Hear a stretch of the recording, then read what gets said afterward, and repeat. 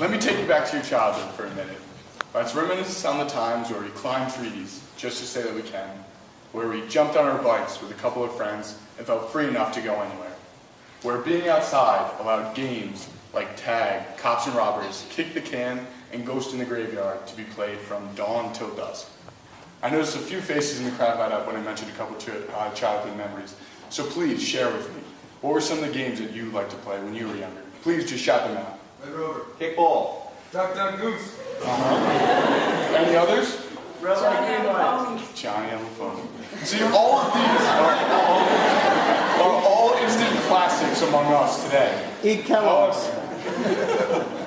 However, among kids today, they do not share the same memories that we just discussed. Instead of the images that I have just shown you, children today are probably more accustomed to the following.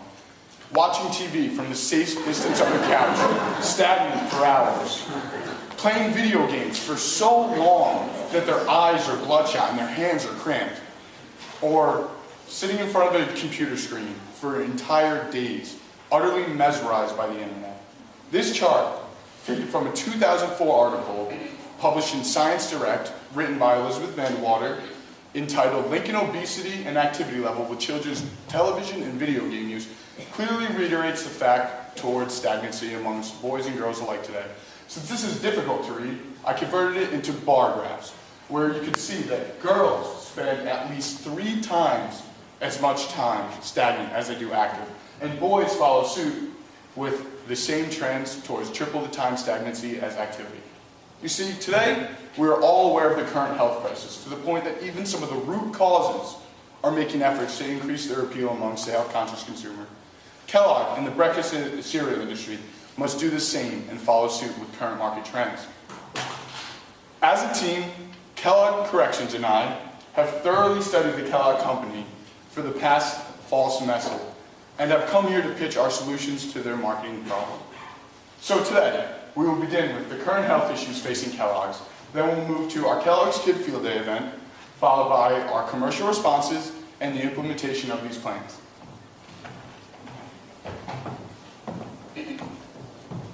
According to referenceforbusiness.com, a website hosted by a company that gathers information on companies for researchers, accessed earlier this month, since the founding of Kellogg in 1906, the company has targeted sugar-coated cereal at children and offered bran and other healthy grains to adults. This marketing strategy worked for the company until the health of America's youth declined. Although this decline was not solely caused by the sugar cereal industry, it did play a role. As a result, Kellogg's image has become tarnished to some, as many Kellogg's consumers now associate the company's products and icons such as Toucan Sam and Tony the Tiger with high sugar content and poor nutritional value.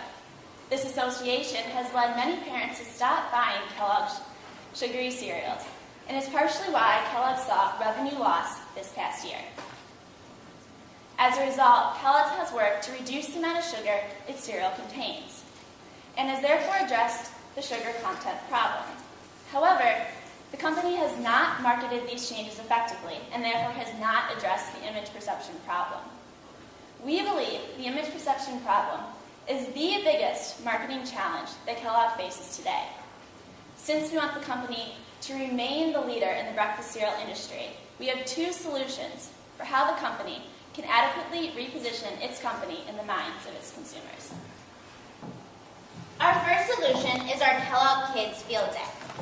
This will be hosted by Kellogg's in each state. It will involve activities to get kids moving, as well as trivia games to teach children about dietary and nutritional facts. Obesity among children in the United States has become a serious issue, and it needs to be addressed. Kellogg wants to be a company that promotes children to choose a healthy lifestyle, with the motto, be a Kellogg's kid, eat right, play like a champion. We've divided up the United States into 7 different regions, with a set of staff members assigned to each region. The staff will help plan and set up the events.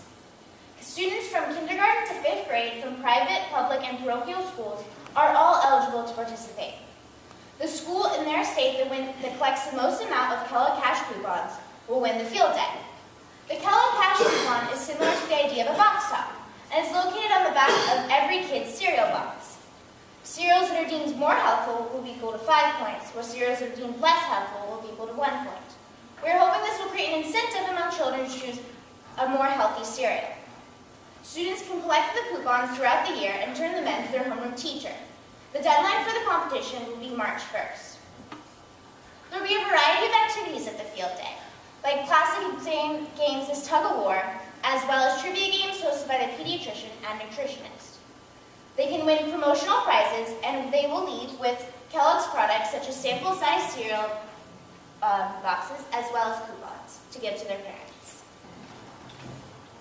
For our marketing strategy, we would like to implement 2 separate commercial campaigns. The first will be a mother-approved commercial, and its goal is to inform moms on the recent health changes Kellogg's has made, while also reinforcing the relationship a mother and child can have over a box of cereal. The next would be a kids preferred commercial, and its goal is to not only inform kids on the new Kellogg's Kids Field Day, but also get them excited for it using our various kid-friendly mascots like Tony the Tiger and Toucan Sam. Hopefully these commercials will be able to portray the general direction theme that we are striving for. Now that we have described our plans to address our marketing strategy, how are we going to implement them? This timeline, continued on the next slide, covers a 14-month period where we would take the following steps in implementing our marketing plan.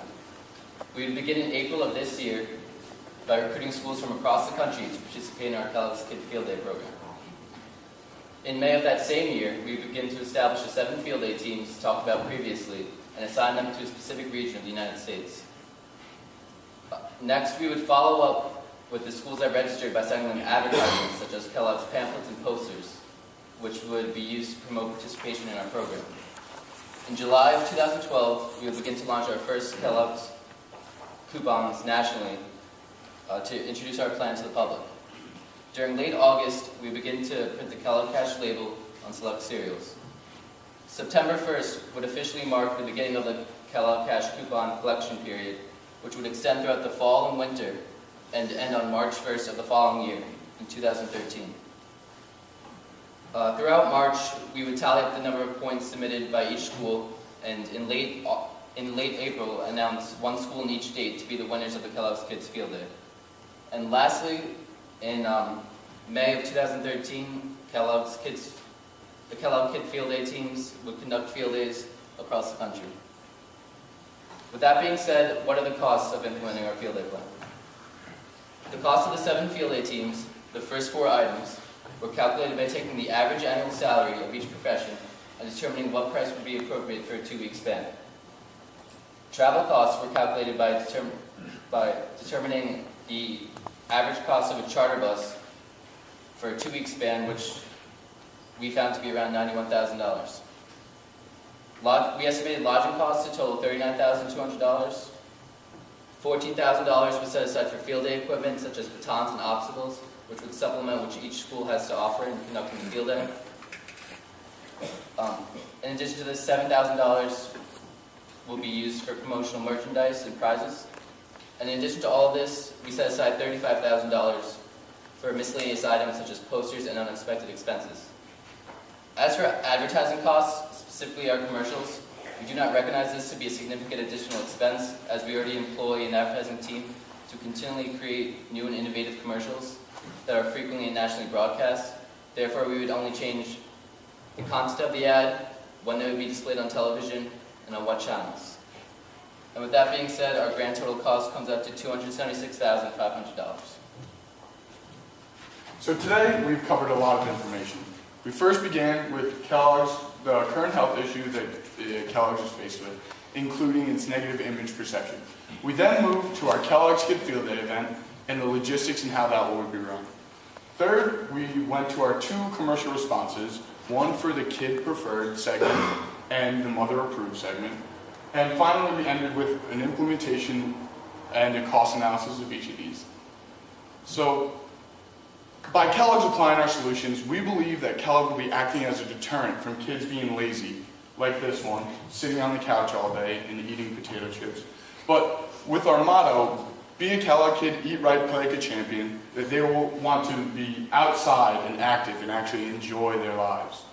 So, along with this, Kellogg's is already doing a great job and making their product offering more healthful. So not only would they be promoting a healthy diet, but rather a healthy lifestyle. So please remember that Kellogg is dedicated to making a more healthful company and therefore a more healthful you. Thank you.